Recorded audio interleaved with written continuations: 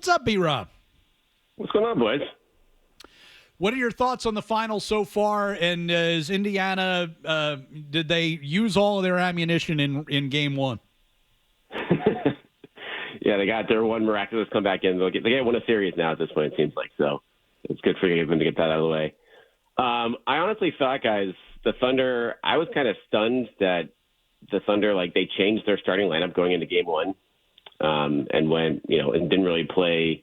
They've been playing double bigs all year, really didn't play any of it, and even took Holmgren and Hartenstein out of the lineup at points during crunch time of game one. And so I think they corrected that in game two. Both of those guys saw bigger minutes, and the Pacers obviously came back to earth a little bit. So it's fun that we got a competitive game here. I've been taught not to count out these Pacers at this point just based on Halliburton's postseason run, but ultimately the Thunder are the superior team here. They've led now for 94 minutes of the series through two games. So barring a Celtics-like collapse that we saw in the second round and another game in this series, I think you feel pretty good about the Thunder's chances at this point.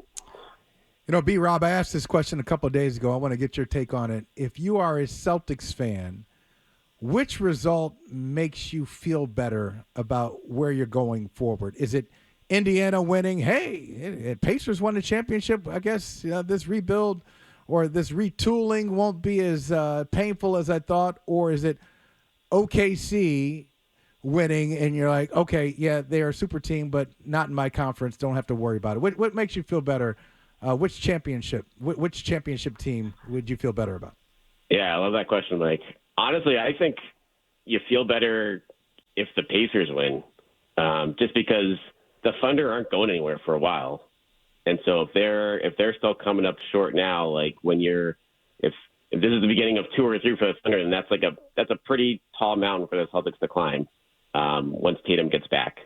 But if the Pacers win now, then it's everything's on the table. I feel like going forward, anyone can win on any given year in this new NBA under this new CBA, and so I think that bodes well for the Celtics because inevitably the East is not even close to the Western Conference in terms of talent up through the playoff picture, and that's certainly a place where it's going to be easier for the Celtics to get back because you're not going to be scared of the Pacers. You're this is their core. They're not adding anything to this, and it's a good scrappy team, but it's one that ultimately the Celtics should be able to beat if Brad Stevens pushes the right buttons in the next year or two. Now, look, I agree with you, and I can't lie and say I came into this postseason envious of the Pacers roster, but I have to say, B-Rob, look, they've done something in player development that maybe the Celtics need to pay attention to. They've gotten something out of Nesmith. They've gotten something out of Obi Toppin. They get something every now and then out of Mather. I mean, you look at some of the guys and you say, well, that guy's not really special. But Rick Carlisle is able to reach deep into the bag, and whether it's 8 minutes here or 22 minutes from a player who is not necessarily a star, he is able to salvage something.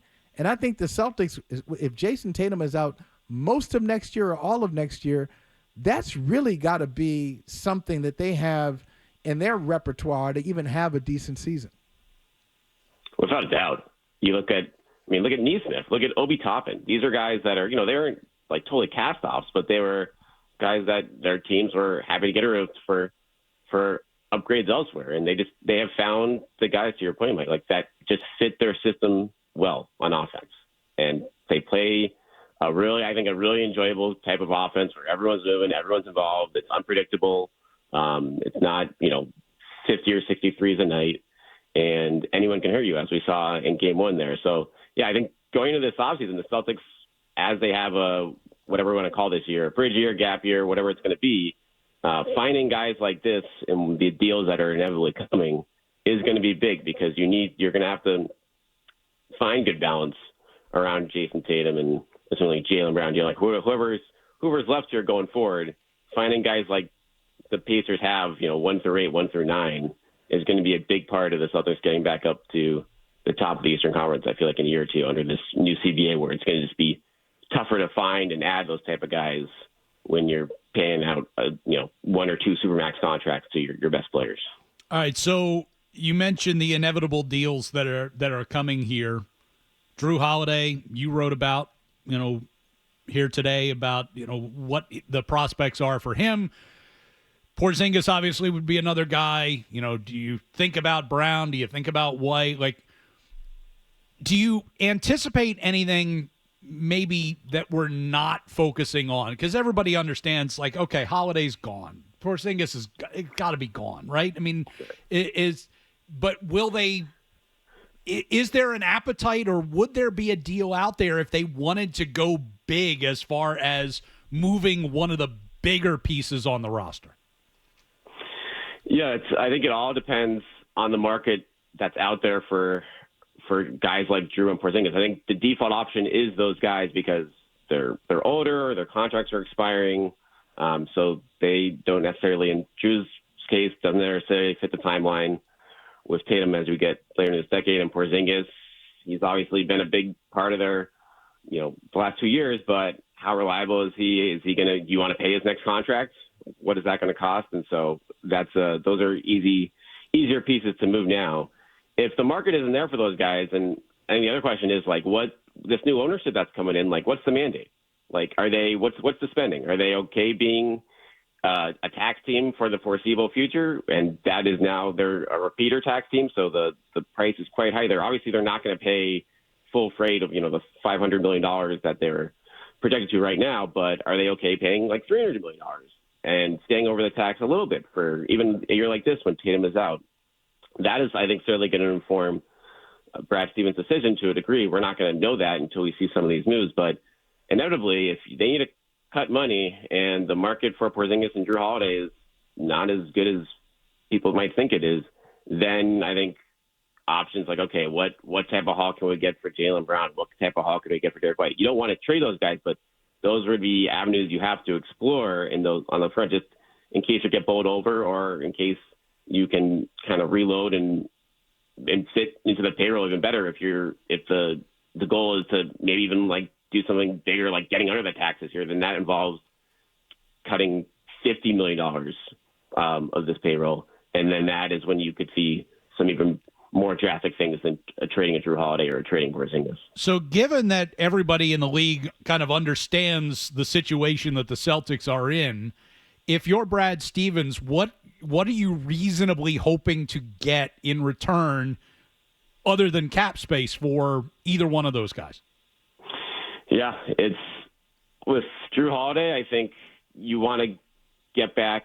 I mean, ideally, I think when they sign those deals, they just hope, Ryan, they were going to be positive value deals in a sense. Like you're not getting anything up to get off them for Drew Holiday. Like Drew Holiday is paid well.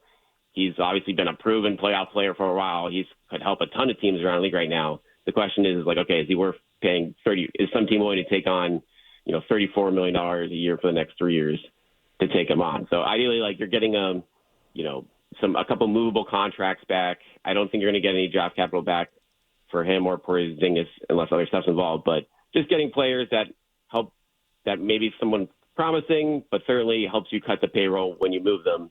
And then inevitably, if you get, two guys making $13 million back for Drew Holiday, then if you want to cut more money from those are guys, it's easier to move smaller contracts in the NBA. So that could lead to another deal down the line or two. And then inevitably you get to where you want to go without having to touch the rest of your core. I think ideally that's what they want to do if they move those guys. But again, they're not going to want to take back another big contract, long-term contract, unless it's a guy they see as being part of their future. And it's hard to see the market for Drew Holiday or Porzingis being someone like that at this point. No, listen, I'll tell both of you, I'm not hoping for any result. When I say this, I'm not hoping for anything. But I read a story over the weekend about Celtics ownership and how Bill Chisholm needed to raise that last bit of money to make sure that everything was all secure, the $6.1 billion, and he needed to rally some people to get the numbers. He was able to get the numbers, so he was able to raise a cool $1 billion so quickly that I've never heard this term before, B-Rob. You tell me, I'm not a business person, but the term was now they are oversubscribed. The Celtics, meaning that we got more people who want in. So many people offering us money, we can't take it. We can't take. I'm sorry, your money's it's like no when good they here. oversell an airplane and you can't get your seat. We're overbooked. We're oversubscribed. Yeah. So if they're in that position, I just wonder: is there some kind of wild card coming? Is there from this group? Maybe this group is like, hey, we can sustain more than people think we can. And maybe the fire sale that you expect or the shedding that you expect is not necessarily going to happen the way you think it's going to happen. Do you see any scenario like that? Because I don't. I think that those guys are leaving, but maybe there's something I'm missing here. Yeah, it's a fascinating one. It's hard to envision that for just this upcoming season of them like maintaining a crazy payroll just with the situation of Tatum.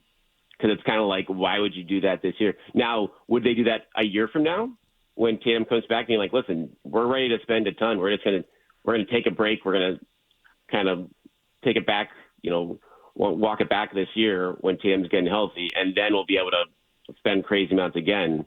I know they got, some guy, like one of India's wealthiest families, that's one of the new investors in here. That Aditya Mittal. So, I was just reading. Exactly. So if he's willing to spend that crazy money, then like that's great news for Brad Stevens from a standpoint of like that helps teams around the league being like, okay, maybe the Celtics don't have to cut as much money, maybe and obviously opens up doors in terms of getting creative with deals and being able to take back more money than we expect them to. But ultimately, this is a money question. Like, I'm with you. Like, I would be surprised if the payroll only goes down. They just barely get under the second apron this year, but still are paying tons of tax and repeater tax because that is still that's still a record amount of money for them to be spending as a franchise. I think that would be the biggest bill they've paid so far, and it's hard to envision them doing that in a year like this when obviously their title prospects will be potentially dead on arrival if Tatum obviously is out for the year. All right, Brian Robb, you can read his Celtics coverage at masslive.com. Rob, appreciate it this morning. All right, thanks for having me, guys. If you like that clip, check out more videos from Toucher and Hardy here. For more Celtics analysis and opinion, hit this playlist. And for all the latest from the Sports Hub, download the app at 985thesportshub.com.